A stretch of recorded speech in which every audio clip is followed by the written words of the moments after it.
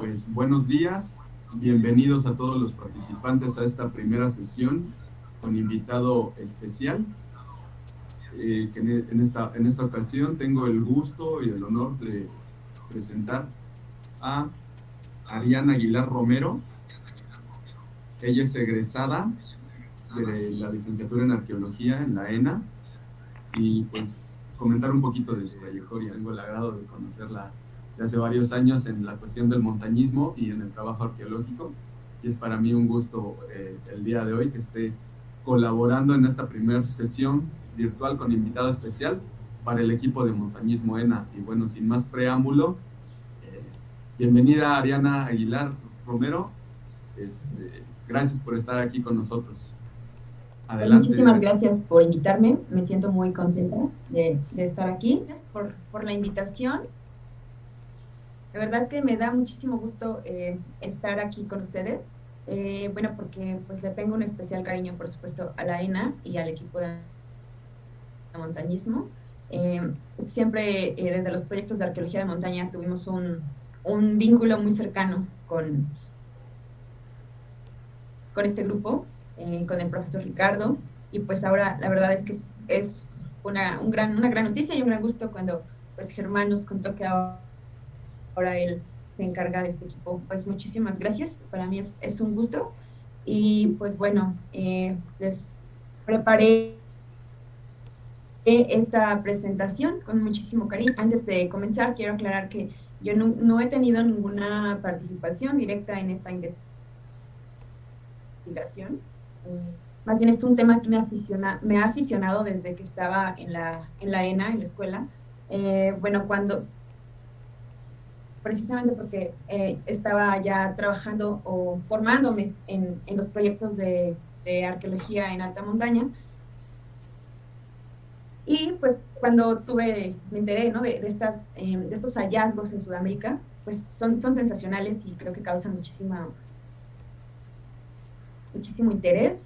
Y nos surgen un montón de preguntas respecto a, porque cuáles son las motivaciones, eh, cómo se hacía, qué se hacía, cómo subían, un montón de cosas, ¿no? Entonces, pues bueno, es un tema, les digo, el que yo, del cual pues me he informado y me ha dado curiosidad desde aquellos tiempos. Vamos a comenzar con este tema del pensamiento simbólico, que es lo que le va a dar pues sentido y razón de ser a todos estos ritos que vamos a ver a continuación, ¿no? Desde que el humano existe como especie, eh, ya traía, o bueno, desarrolló de forma, bueno, en realidad no tan temprana, ¿verdad? Quizá desde el último tercio de su existencia, a algo a lo que le llamamos pensamiento simbólico. Y es esta casi necesidad que tiene el ser humano de dotar de significado a los objetos o a las cosas, y de las que hace de abstracciones muy particulares, ¿no? Y que estas abstracciones y estos significados que le damos a las cosas, pues resultan también identitarias, porque suelen ser simbolismos y significaciones compartidas con un grupo social, y esto pues nos da identidad, ¿no? Nos da también cohesión social. Y bueno, esta forma de pensar simbólicamente pues también le dio origen a la cosmovisión, a los mitos y a todos los sistemas mágicos, religiosos, eh, que tiene el ser humano en todo el mundo, ¿no? Entonces, bueno, aunque también sabemos que no es una evolución lineal como la marca esta imagen, pero incluso una especie con la que el humano convivió, que es el hombre de Neandertal, pues también se sabe que ya es muy probable que tuviera este pensamiento simbólico, ¿no? Pues fueron los primeros humanos o homo, sí, seres del género homo, en tener un culto a los muertos, por ejemplo, ¿no? Entonces, bueno, pues por supuesto que en América no escapamos a esta forma de pensamiento, y pues tenemos también estas manifestaciones simbólicas. Y bien, pues uno de esos elementos que simbolizamos y sacralizamos los humanos en casi todas las culturas del mundo, es la montaña. Entonces, ¿por qué? ¿Por qué adoramos montañas, no? Pues bueno, leyendo un poco sobre historia de las religiones, pues hay varias propuestas, ¿no? Que son muy generales en el mundo. Para cada cultura, sus montañas, las montañas que están en su territorio serán el punto más alto del mundo. Este es el espacio más cercano que tenemos los humanos con los elementos que adoramos o que tratamos de entender, ¿no? Básicamente, muy a grandes rasgos, el sol, la luna, el rayo, las nubes, la lluvia. Entonces, la montaña se convierte en un espacio de transición a este mundo sobrenatural, ¿no?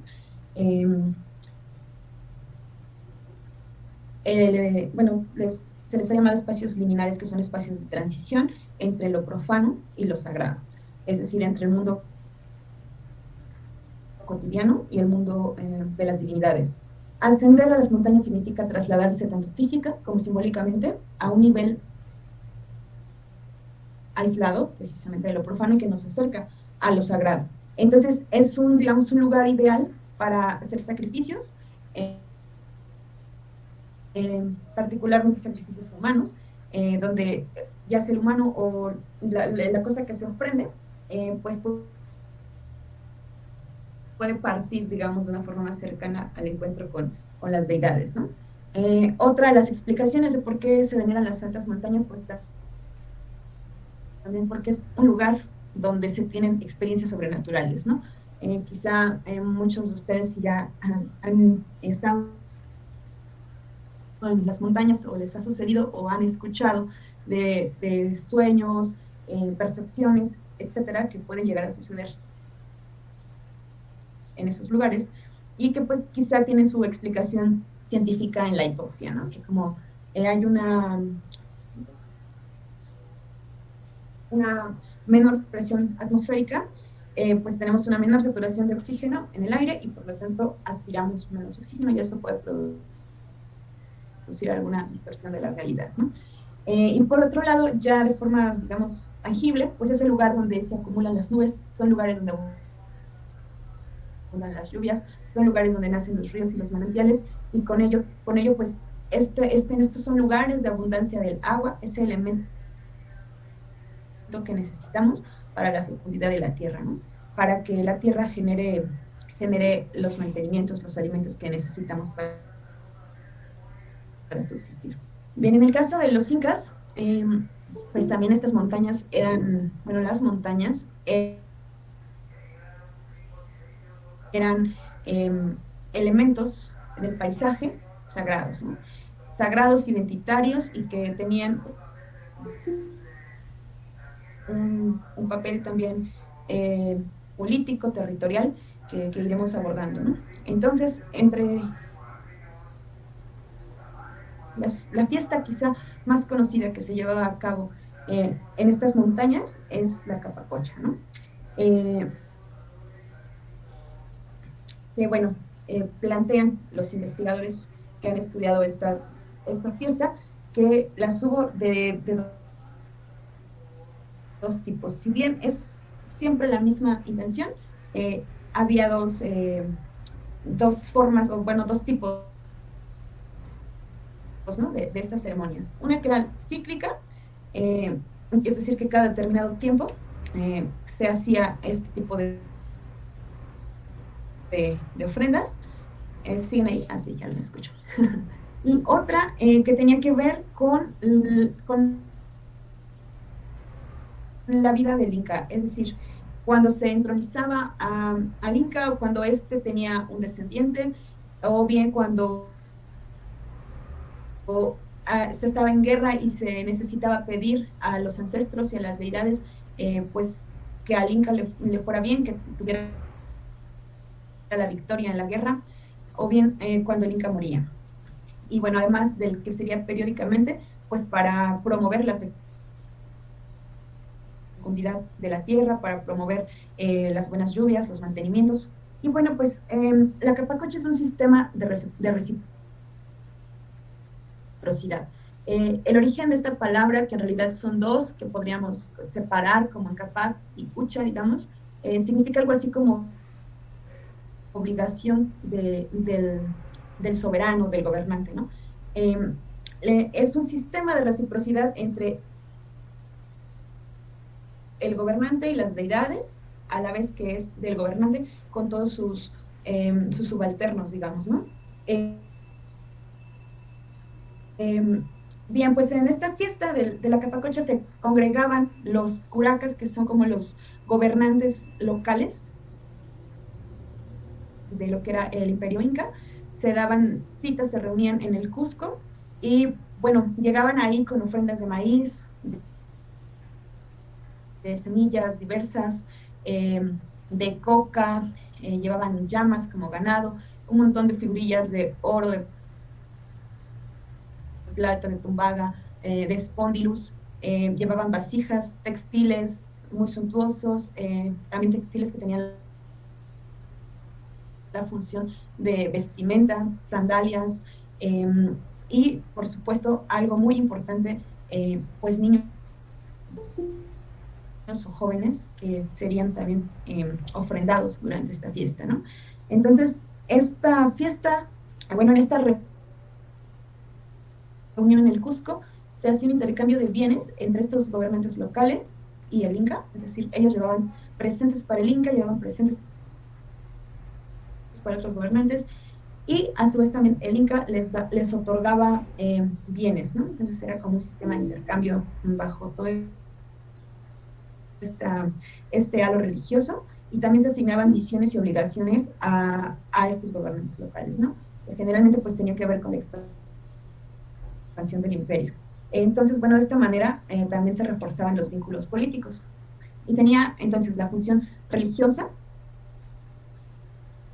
que era solicitar a los dioses la larga vida, el bienestar y la descendencia, las victorias del Inca. Solicitar también las buenas lluvias, buenas cosechas y la abundancia de alimentos. Las deidades a las que estaba dirigida esta fiesta era Viracocha, que es la deidad creadora, a Inti, el sol, y que además pues sería, digamos que el ancestro del Inca, ¿no? Porque recuerden que para pues la importancia de la montaña en las cosmovisiones en general, bien, ¿por qué adoramos las montañas? Ok, ahí no se perdían de gran cosa. Bien, a lo mejor esta diapositiva sería un poco más importante para que entendiéramos como, bueno, les hice aquí más o menos un diagrama de la función religiosa, la religión social, y cómo al final lo que traté de explicar o de hacer con esta pequeña flechita, pues es como una función y la otra se fusionan, digamos, al transformar a este joven o a este joven, a este niño que son sacrificados en esta montaña, en un ser divino, y que esto tiene una función también que integra simbólicamente los territorios al imperio. ¿Hasta ahí me han escuchado y todo bien?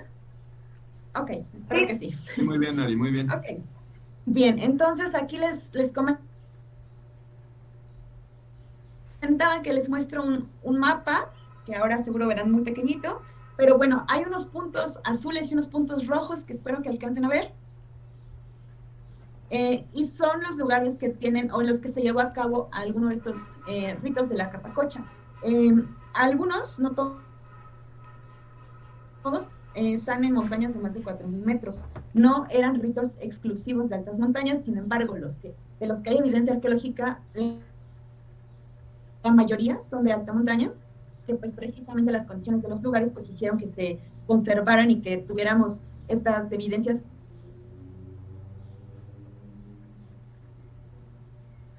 Entonces, bueno, la cuestión es que si aquí ven estos puntos azules y rojos, pues hay este tipo de huacas de la Capacocha a todo lo largo del territorio inca, o del Tahuantinsuyo, ¿no? Que así le llamaban. Bien, entonces, ya con este preámbulo de la montaña como un espacio sagrado y de la función que tenía esta fiesta de la Capacocha, pues vamos a ver algunos ejemplos, ¿no? Bien, aquí tienen unas fotografías, más o menos les estoy pasando como cronológicamente. Em, que bueno, quiero antes decir que se trata de cuerpos momificados de manera natural. Incluso hay autores que dicen que más que momificados están liofilizados, es decir, que el ambiente seco de las altas montañas y el frío provocan una evaporación lenta, gradual del agua de estos cuerpos y pues están liofilizados, ¿no? Se deshidrataron y al tiempo que la materia sólida se congeló. Entonces le podemos llamar una criodesecación o liofilización, pero pues no es una forma de momificación natural. Sí, es decir, no hay ningún tipo de intervención como pudo ser en las momias del desierto de Atacama o en las momias egipcias donde se extraían órganos y demás. No, estas personas fueron depositadas íntegramente y sus cuerpos se conservaron por los factores naturales. ¿Cuáles fueron esos factores? Pues el frío, ¿sí? La temperatura, la baja humedad de estos ambientes y la temperatura estable, es decir, que no hay cambios abruptos de temperatura, que se mantienen siempre a una temperatura promedio. Otro factor importante es la matriz o el depósito donde estos cuerpos fueron dejados. Pues a estas altitudes que estamos trabajando, bueno, que vamos a ver en estos casos, pues ya no hay vegetación, ya casi no hay microorganismos, tampoco hay roedores y otros animales que pudieran destruir estas evidencias, ¿no? Entonces, también la misma matriz de la Tierra, que es, digamos, estéril, pues permitió que todas estas cosas no se pudrieran, ¿no? Porque muchos de estos son materiales orgánicos, no solamente los cuerpos, sino las plumas, los textiles y otros objetos que depositaron con los cuerpos. Entonces, bueno, pues el primero de estos casos es de 1964. Bueno, digamos que ha pasado como una momia completa, un cuerpo momificado completo, porque hubo otros hallazgos anteriores que, bueno, no son muy conocidos porque pues no son tan espectaculares, ¿no? Entonces, digamos que el primero de los relevantes fue encontrado en 1964 por montañistas en el Cerro del Toro, en Argentina, y es el cuerpo momificado de un joven de 18 años.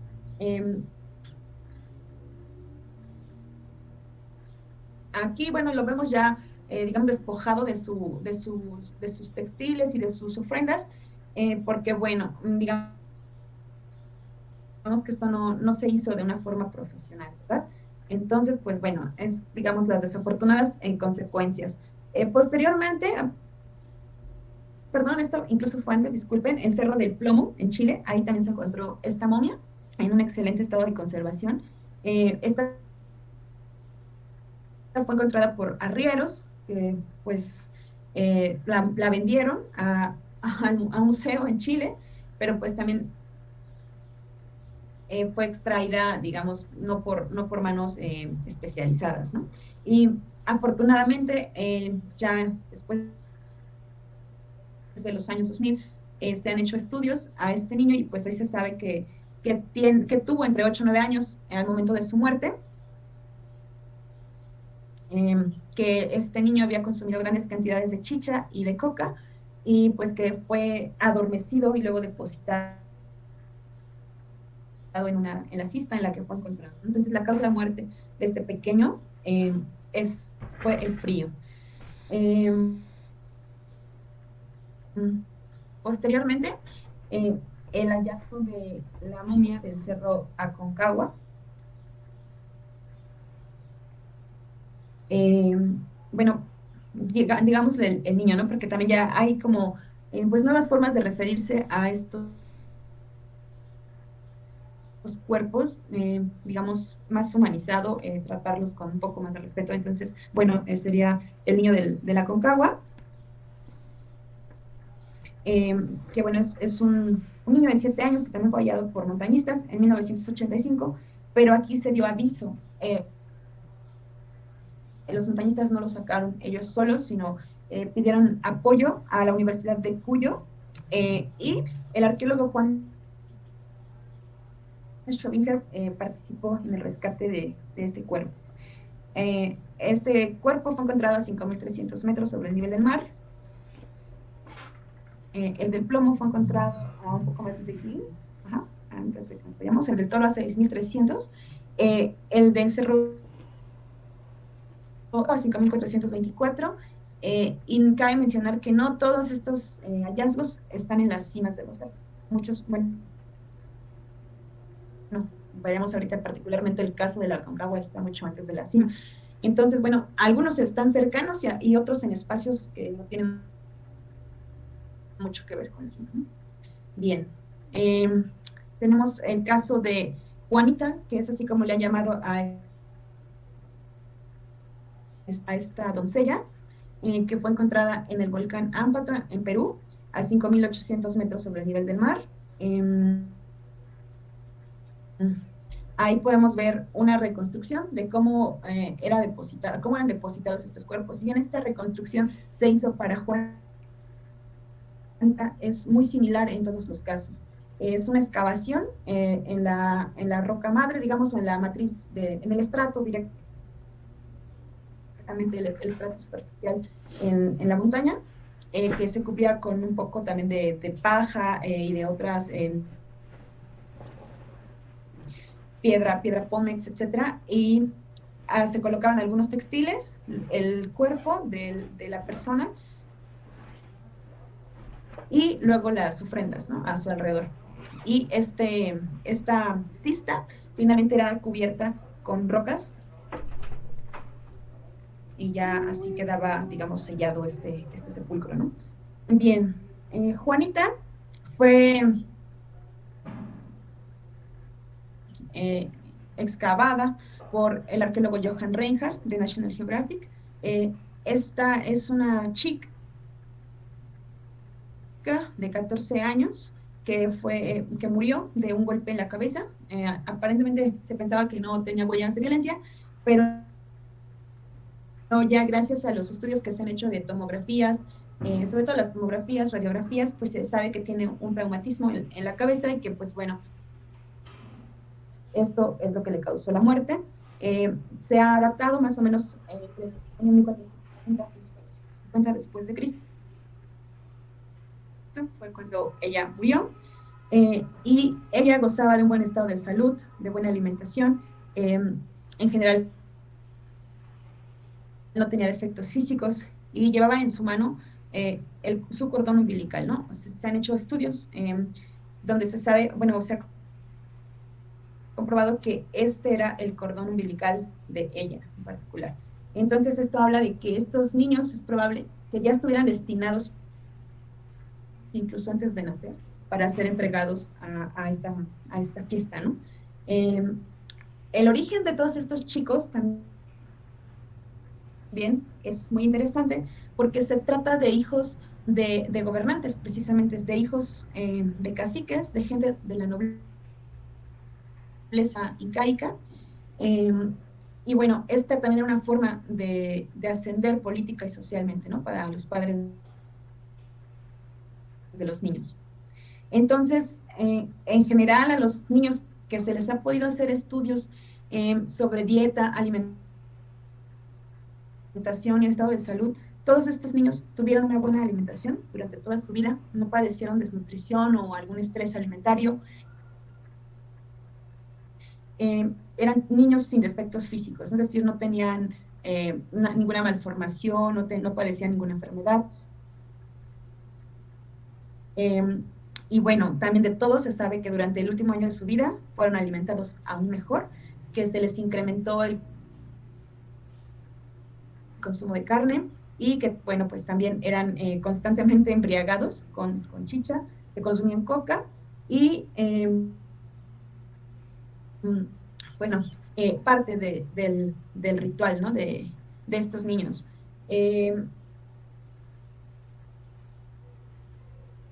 ¿Por qué durante un año? Y bueno, casos como Juanita y los que veremos más adelante, se sabe más o menos el tiempo que tardaba este ritual y la peregrinación que ellos hacían desde su lugar de origen al Cusco y luego a la montaña en la que iban a morir, ¿no? Entonces, bueno, vamos a pasar, digamos que al caso que más nos ha dado información, que es el del volcán Yayaco. El volcán Yayaco se encuentra en la frontera entre Argentina y Chile. De hecho, hubo alguna disputa entre estos dos países por a quién pertenecían estos cuerpos, o bueno, sí, estos cuerpos momificados, si estaban en la vertiente chilena, en la vertiente argentina, en fin, ¿no? La cuestión es que la expedición y el proyecto que se creó para el rescate o para la exploración de este sitio arqueológico que se encuentra a 6.720 metros sobre el nivel del mar, desde la Universidad de Salta, en Argentina, en colaboración también con National Geographic. Una vez más, Johan Reinhardt, que es quien se encargó pues, del rescate, del hallazgo de la momia anterior, pues también participó en esta expedición del Yuyayaco que se realizó en 1999. El arqueólogo Christian Vitry, que pues antes de ser arqueólogo fue montañista y sigue siendo montañista, pues es una pregunta que él ha abordado, es algo que él ha investigado y si les interesa, pues hay algunos textos que él ha escrito sobre este tema en particular. Y bien, él ha estudiado la ruta de ascenso a este volcán. Él propone que la ruta de ascenso ceremonial era por la ladera oriental, es decir, por el lado de Argentina, y que hay más o menos 7 sitios arqueológicos para llegar, o sea, no iban de una sola vez, ¿no? De llegar, ya estamos en donde empieza el volcán y ahora nos vamos hasta la cima. No, hicieron paradas, se quedaban en cada uno de estos sitios el tiempo que hiciera falta, ¿no? Muy probablemente. Él también analiza la ruta. Aquí podemos ver el Cupagnac, el camino del Inca, cómo este camino llegaba hasta ese sitio sagrado, ¿no? Entonces también les comentaba, es impresionante toda la infraestructura que los incas tenían para este acceso a las montañas y a estos sitios sagrados, que también se cree que no eran frecuentados, que no eran visitados, ¿no? Que incluso eran pues lugares restringidos para el común de las personas, aparte de que yo creo que no todo el mundo tenía los medios para llegar ahí. Y esto no solamente, no sé, se cree que no solamente costaba la vida de los niños, ¿no? Sino que el hecho de llevarlos hasta allá y el regreso, a veces también cobraba la vida de las personas que formaban parte del ritual, bueno, que llevaban las ofrendas. Porque particularmente aquí en Yuyayaco hay un sitio arqueológico, digamos, en el pie de monte, en donde han encontrado más o menos 14 cuerpos sin ofrendas ni nada. Entonces se cree que son personas que murieron durante este ascenso y que pues fueron enterradas ahí, al pie de la montaña, ¿no? Porque pues seguramente costó vidas, además de los niños ofrendados, pues la construcción de este camino, la construcción de estas cistas y de este adoratorio, y pues seguramente, si hoy día, ¿no? De forma deportiva, cuántas vidas cobran los ascensos a las montañas, pues imagínense en aquellos tiempos también. Secretaría de Cultura. Gobierno de México.